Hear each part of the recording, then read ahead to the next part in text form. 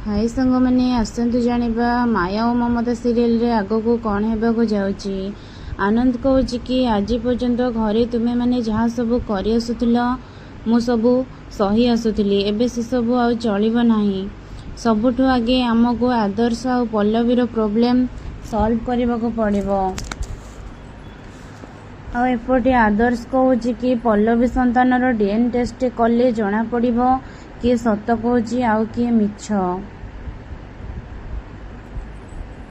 तो सांग मैंने आपण को कौन लगुच कमेंट माध्यम जनातु।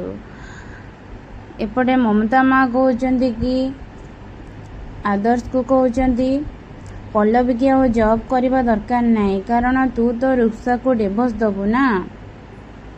यही कथा शुणी सारा पर माया बहुत रागी जाती। आ माया कहते कि टेस्ट रिपोर्ट जहाँ भी आसुना कहीं आदर्श रुक्सा को केबे भी डिवोर्स दबनी।